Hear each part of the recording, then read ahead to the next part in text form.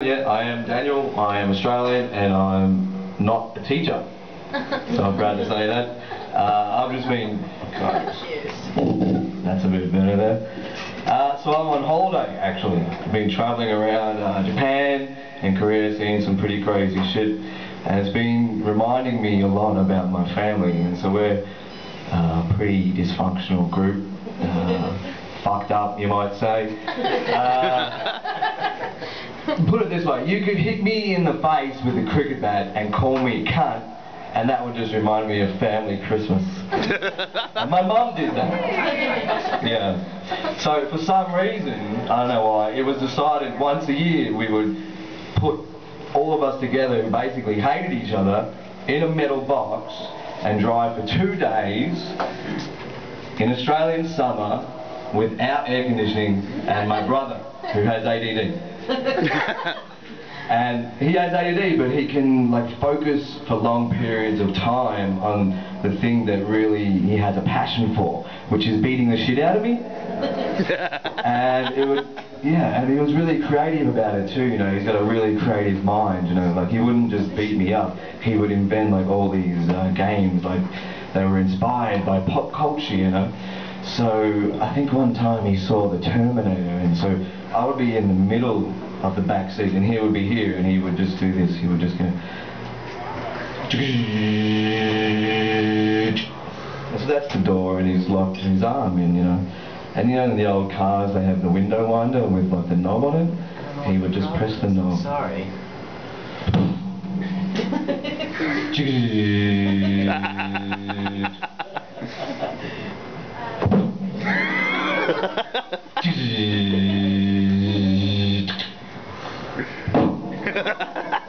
He could keep this up for fucking hours, man. Hours. And you may have detected a pattern in the procedure. I picked it up pretty quickly, actually. Sorry. And so he would do it, and I would try to grab his arm, and he's 7 years older than me, so I never had an advantage, you know. So he would just lock it in. No, please don't press the button. He would just shake it off. So that was him, man. He had this other thing.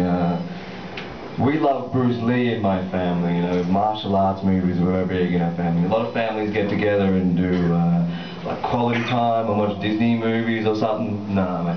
Enter the Dragon, that was our thing, you know. And so he read somewhere that Bruce Lee had trained himself to laugh at pain. And so he took it upon himself to give me a life skill. So he said, okay, Dad, we're going to teach you to laugh at pain now. So basically whatever I do, just laugh, okay? Let's begin.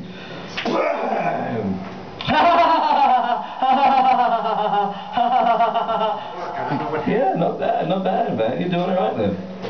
Okay, let's try that one more time. Back to square one. Yeah. Okay, yeah, you're doing alright there.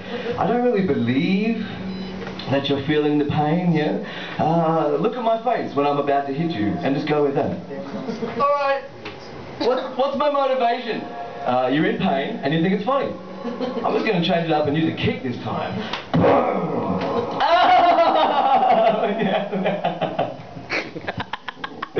But it worked, man, it worked.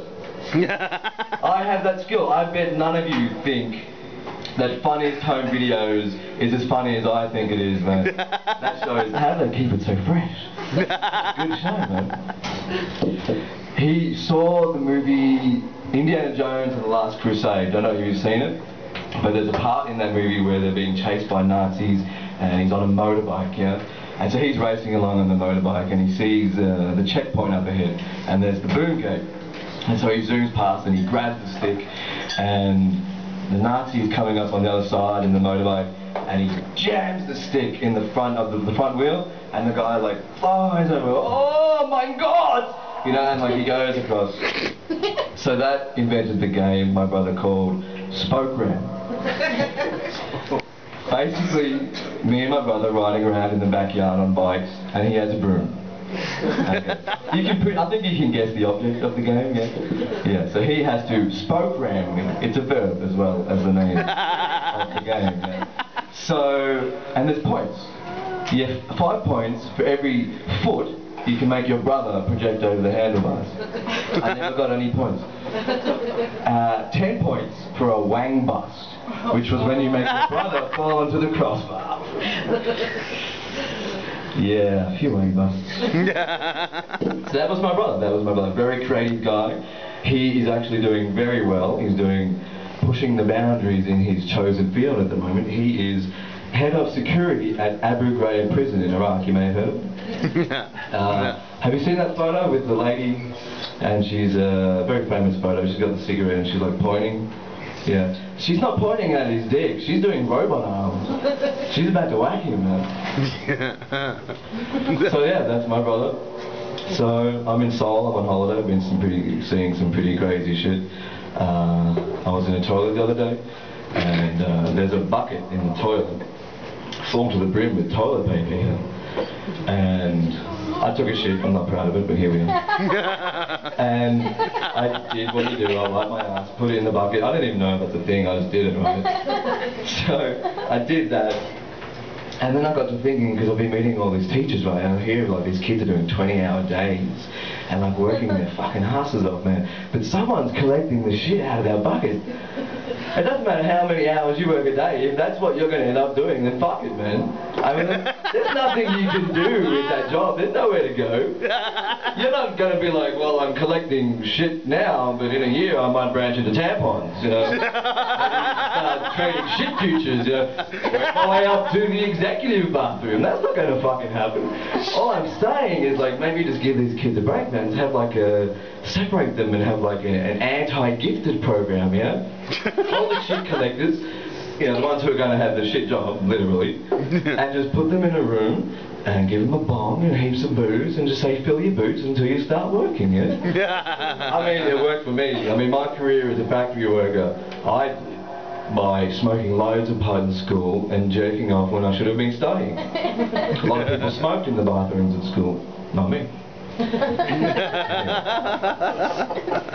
I've said that to an American actually, and he said, yeah, we have the anti-gifted program. It's called the U.S. public school system.